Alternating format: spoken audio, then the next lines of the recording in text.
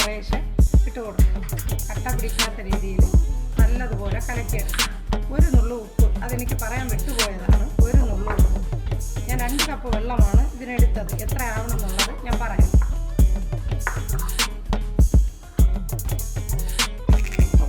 ഇത് അവിച്ച പഴം, 2 പഴം പഴുത്തത്, അവിച്ചത്, നല്ല വൃത്തിയായി തിരുമ്മി ഉടച്ചതും ഏലക്ക പൊടിച്ചതും കൂടെയാണ്.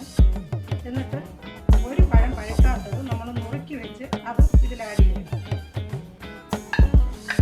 നേരത്തെ പറയാൻ വിട്ടുപോയ ഒരു കാര്യം, അവില് ശകലം വെള്ളം നനച്ച് കുതിർത്ത് വെക്കണം. ഞാൻ കുതിർത്ത് വെച്ച അവിലാണിത്. ഈ അവില് ഇതിൽ ആഡ് ചെയ്ത് കൊടുക്കണം. ശർക്കര, ഷുഗറുകാർക്ക് ഈ ശർക്കര അങ്ങ് ഒഴിവാക്കിയിട്ട് മറ്റ് സാധനങ്ങൾ വെച്ച് ഇതുപോലെ ചെയ്യാവുന്നതാണ്. നല്ല ടേസ്റ്റി ആയിരിക്കും. തേങ്ങ, അണ്ടിപ്പരിപ്പ്, ഇത് നമ്മുടെ ബാറ്റർ തയ്യാറാക്കി വെച്ചിരിക്കുന്നത്. ഇതാണ് അതിൻ്റെ പരുവം. ഇതാണ്, ഇത്രയും കട്ടി വേണം. വെള്ളം 1.25 കപ്പ് വെള്ളമാണ് അതിനാവശ്യമായത്. 2 കപ്പാണ് ഞാൻ എടുത്തത്. ഇനി ഇതൊന്ന് യോജിപ്പിച്ചെടുക്കണം. ആ സമയം കൊണ്ട് നമുക്ക് എണ്ണ ചൂടാവാൻ വയ്ക്കാം.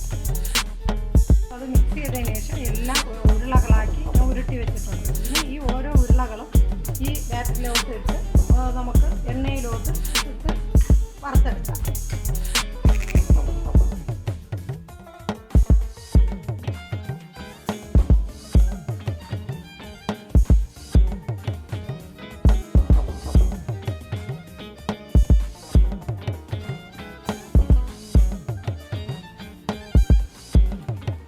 ഞാനിവിടെ എടുത്തിരിക്കുന്നത് വെളിച്ചെണ്ണയാണ്. നിങ്ങൾക്ക് സൺഫ്ലവറോ വെളിച്ചെണ്ണയോ എന്ത് വേണോ നിങ്ങളുടെ ഇഷ്ടത്തിന് യൂസ് ചെയ്യാവുന്നതാണ്.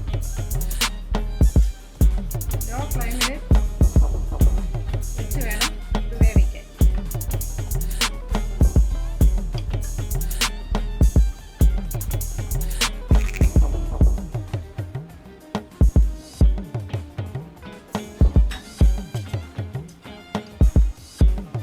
നമുക്കിത് മറിച്ചിട്ട് ഓരോന്നായിട്ട് മറിച്ചിട്ട്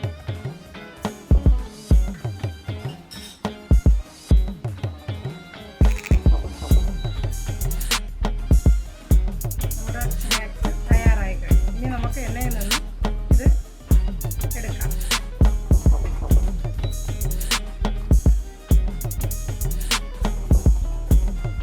ഇനി അടുത്ത ബോൾസ് നമുക്ക് ഇതുപോലെ എണ്ണയിലോട്ട് ഇട്ട് കൊടുക്കാം. നല്ല ടേസ്റ്റി ആയിട്ടുള്ള സ്നാക്സാണ്. അത് കണ്ടല്ലോ, നല്ല ടേസ്റ്റിയാണ്. നിങ്ങൾ കഴിച്ച് നോക്കണം.